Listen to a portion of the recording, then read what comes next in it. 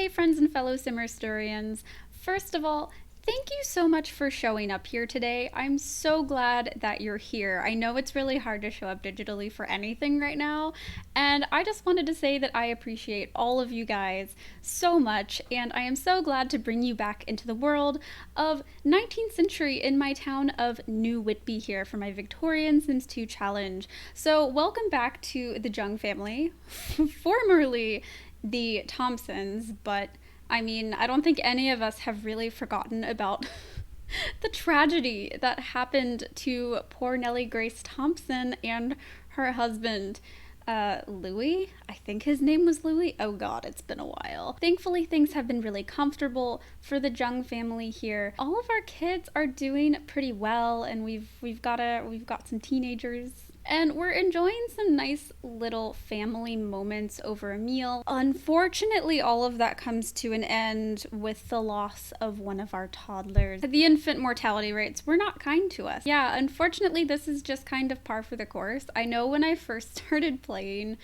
The Sims 2, I felt kind of bad killing so many toddlers because honestly, we're gonna lose a lot of toddlers in this challenge. Infant mortality rates just weren't great. In fact, we would be losing more if I kept separate baby and toddler infant mortality rates, but I have to age them up anyway. Life moves on. We lost poor Edith Josephine, and Rodney is helping out with some meals. I think Nellie is just a little bit distraught. There's definitely this mentality in the field of history about how, like, parents expected children to die and therefore it didn't affect them as much as we would expect because child mortality was just so common, and so people didn't really consider children to be like a person or part of the family until they reached a certain age. And I just want to say that I think that's absolutely insane and inaccurate, and a lot of historians have recently pushed back against that. So we are going to treat children in this challenge as real Sims, not humans, I guess. We're going to treat them as real and present as possible, and we're still going to mourn infant deaths. We're probably not going to host a bunch of services for them, but that's where we are. So Edmund invites over his lady friend, his friend from childhood, Emma Breyer Price, and we are intending on having them be betrothed. I love this idea of them being childhood friends and it turning into something else, perhaps a little begrudgingly, as we've seen. I think they're really cute together, and I think things are working out. I mean, you know, Emma has really surprised me with the way that she has come out of her shell. I think we were all anticipating this very quiet, isolated little bookworm, and she has been at like most of our households that we've been playing, I think, out of any of the other children. So Emma has really branched out of her comfort zone, and I love that. And like, I don't know, maybe her relationship with Edmund has been a part of that. But we've got a lot of nice little reading moments. Everyone's just kind of like hanging out casually. Things seem to have been recovered pretty well after Edith's death. As you may have noticed, Nellie is pregnant again. I think she's only in her first trimester. But it's time for Jonah to age up. We would be aging up Edith as well because we were twins. So it's a bit of a bittersweet moment. And I just want to let you guys know that I figured out what was happening with our skin tone glitches, and we should probably be good from here on out. Oh, have you ever just like looked in a mirror and laughed at yourself? Jonah, that is an interesting move. But thankfully Jonah and Mary seem to be getting along really well, which is fairly good. I mean, guys, I'm not gonna lie, this house isn't very large, and we've got 3 kids in 1 bedroom now. Poor Mary stuck in with her brothers, so that's kind of unfortunate. I feel like normally we would try and at least split the kids up by gender in this period for bedrooms, but we just don't actually have another room, so we're gonna have to wait on that for a little while. And guys, I think we also need oh, she is in labor already. That happens so fast. All right, what are we gonna get? Oh god, I hope it's only 2 babies. Okay. For reference, that could be anywhere between 2 and 4 when it says 2. It's not actually just 2. So We're gonna have Bertram Harold, it's 2 boys, and Oliver Douglas. Oh my god, I accidentally added an extra E in Oliver's name. His name is Olivier. I guess we could just call him Olivier. Olivier passes away, unfortunately. The mortality rates are not kind to us in this episode.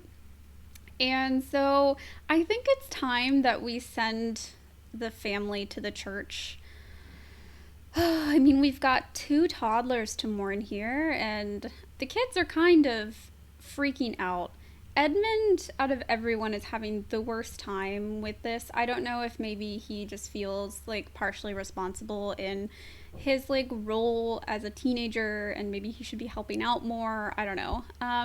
But Nellie seems to be okay. Like, I think she understands the gravity of the situation, and she understands, like, these things happen and it doesn't have anything to do with her.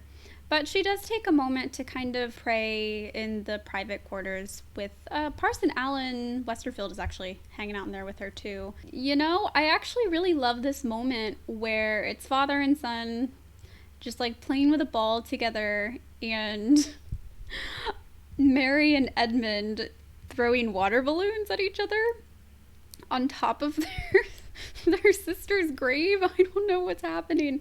I mean, that's still only like $32 a day, but we're not going to make any money from our vineyard yet, so I guess we'll go with it. I mean, we're probably going to have her quit pretty early, but I think things feel very recovered at this point. I keep saying that and then something goes wrong, but I think we're okay now.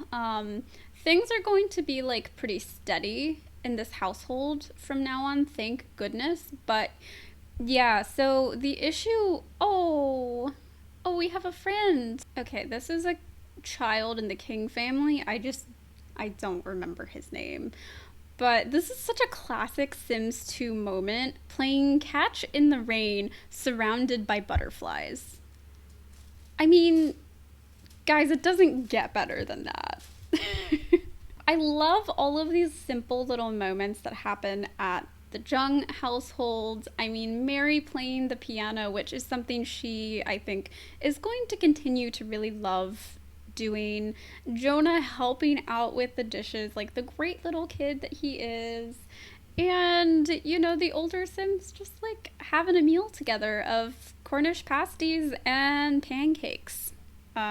Yeah, so you can see here all the kids in the bedroom waking up, greeting each other, saying hi, greeting the day, 6 a.m. on Tuesday. The fog has finally lifted, and there is so much joy and happiness. And oh, I did want to share with you guys that I downloaded a mod that replaces the greetings, so women will curtsy and men will do a little bow.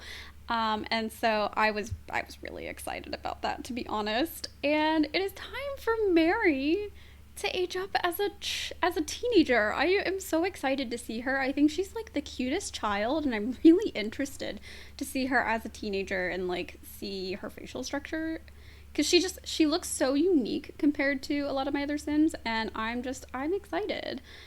Okay.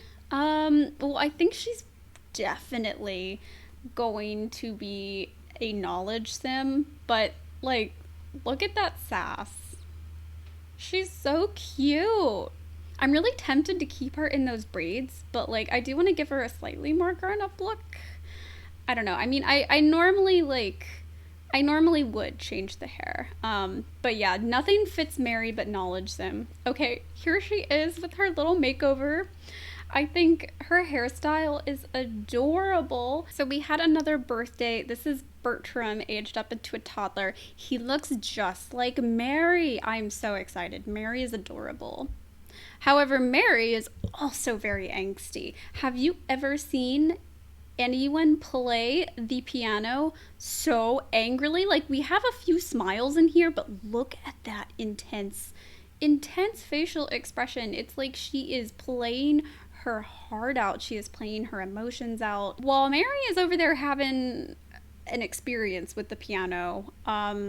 We continue to progress Edmund's relationship with Emma. I mean, they had their first kiss, and normally I wouldn't do that in the 19th century, like to be honest, until their wedding. But I kept forgetting to have my Sims like actually experience their first kiss, and anyways, semantics.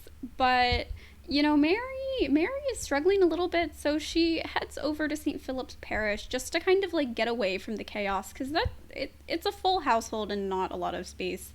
And the Westerfield boys are over here admiring her piano playing. I don't think Mary realized anyone was actually like here other than Parson Allen, and was a little bit surprised and taken aback. But nonetheless, she greets them, and this here is Arthur Gregory Westerfield. He is the heir to the Westerfield parsonage, I guess. So Mary greets him. They have a couple conversations, but as you can see, they are not getting along.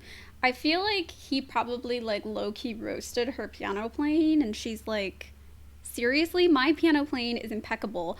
I have almost reached the like top tier level of creativity. Whatever you're saying is invalid. So I feel like they're probably just arguing about piano stuff.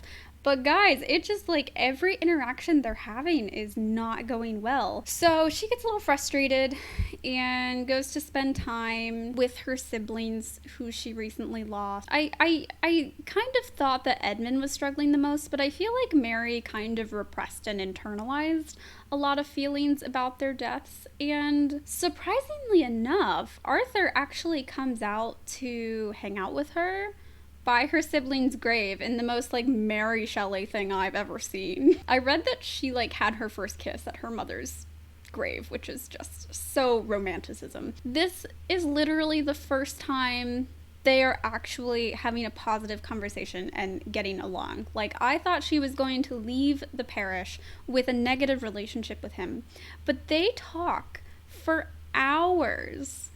For hours, guys. So apparently they're able to put aside their kind of negative first impressions, or at least Arthur, realized that Mary was struggling a little bit, and he kind of just wanted to be there. Like, his dad is a parson, and so he understands the gravity of the situation. He does kind of come inside, and I don't know, I think his brother Jackson is kind of like, you were just sitting in the graves with a girl for like 3 hours. What's going on? And Arthur's kind of like, I don't know, it's fine. None of your business. I mean, I don't think anything was weird. All right, that's all for today. Thanks for watching, and see you guys next time.